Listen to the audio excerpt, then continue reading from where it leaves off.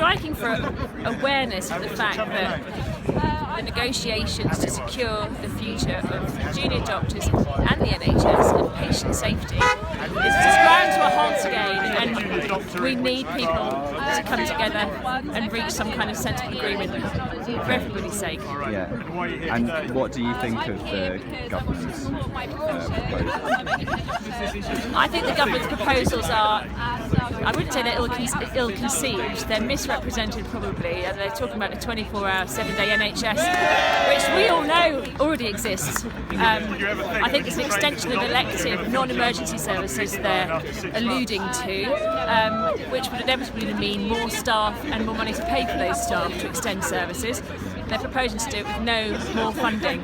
So we all know on the ground that means longer hours for less pay and more empty rotas with fewer staff covering those rotas, which is going to be appalling for patient safety. It's a real crisis. And this is the first of 3 planned strikes. If the third goes ahead and emergency staff are included, do you think that's a step too far?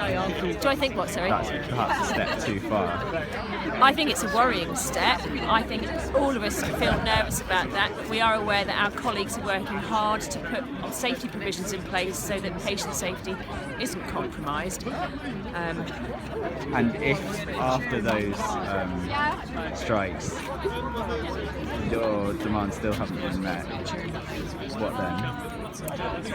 What then? Well, that's an interesting question. I think a lot of it will ride on how the public reacts to that kind of strike. Hopefully it won't get to that point. The BMA and the government will have negotiated something that seems more acceptable to both parties. I don't know what the plan is after that.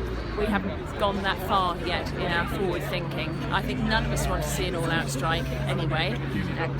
So far we perceive strong public support for what we're doing. People on the streets have been wonderful in their responses.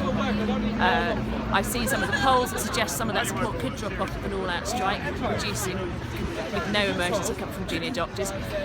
But I think if the plans they're putting in place to cover that and cover the safety side of it are well thought out, we should lose public support and we can keep going. Thank you.